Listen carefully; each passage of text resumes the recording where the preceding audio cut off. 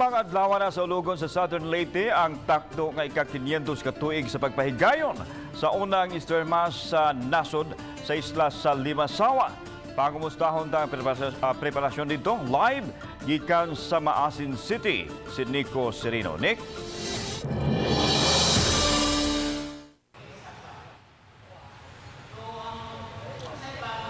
Yaslan, bispiras karon sa dakong kalihukan dinhi sa Southern Leyte nga subsub na ang pagpangandam sa mga tao. Sa pantalan sa Maasin City, midunggo kining fast craft nga gidayan-dayanan og mga buwak nga gikan pa sa Sugbo alang sa dakong kalihukan ugmang adlaw. Ang fast craft maunya ang magsilbing galleon nga sakyan sa pilgrim image ni Senyor Santo Niño nga mosalmot sa ika-500 ka tuig nga Kristyanismo sa nasod.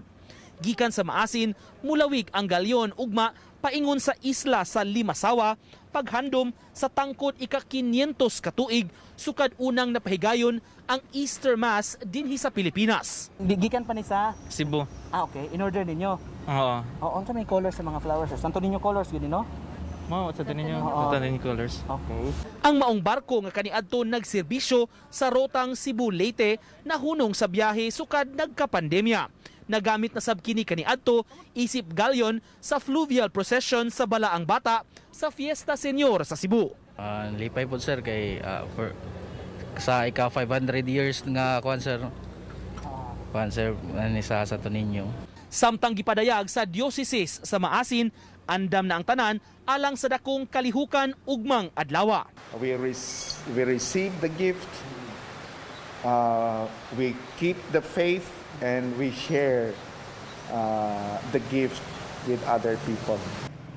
Higpitan sab ang seguridad sa Southern Leyte tungod sa posibleng pagdagsa unya sa mga deboto ug bisita.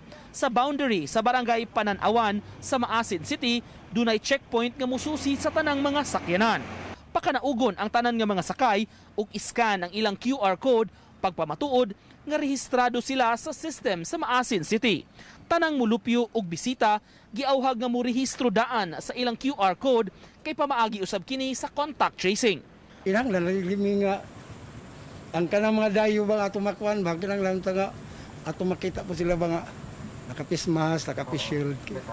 Kay protocol ato dong tumano atong protocol. Ang pagbaton sa QR code ang ayang gi-andam daan sa mga tao sa ilang cellphone. Hinuon kung walay smartphone, mamahimo sab kini nga ipa-print ang QR code ug ID aron sayon ang pag-scan. Nang naningkamot jud nga makakuha og QR.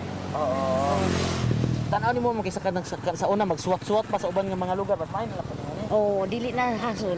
Sa tibuok Maasin City, hugot nga gipatuman ang QR code policy.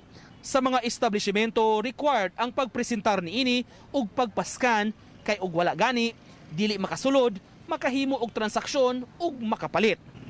Gikinahanglan sa bang ID aron masiguro nga takdo ang impormasyon sa QR code. Ang maong sistema hugot nga gipatuman sa syudad taliwa gihapon sa hulga sa kaso sa COVID-19.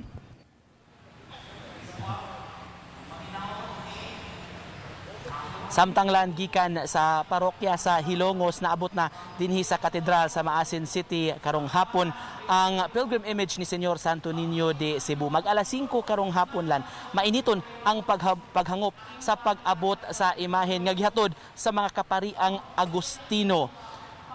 Nagpaabot pa karon ang mga deboto sulod dinhi sa simbahan sa katedral mismo sa pagsugod sa Santos nga misa karong alas 5:30 karong adlawalan ang bispiras ug ugma gyud ang dakong kalihukan nining paghandom sa unang misa nga napahigayon dinhi sa Pilipinas, partikular na sa isla sa Limasawa sakop dinhi sa Southern Leyte. Ugma himuon ang dakong kalihukan kun diin pasiunahan kini sa Papal Nuncio sa Pilipinas, Archbishop Charles Brown o pipila ka mga obispo o mga arsobispo lakip na sab si Cebu Archbishop Jose Palma nga bisita sa maong kalihukan. Gipasalig hinon sa simbahan nga mapatuman gihapon ang mga health protocol o kini ang hugot nga gimonitor sa local government taliwa gihapon nining hulga sa COVID-19. Mo kanang latest lan gikan dinhi sa Maasin City.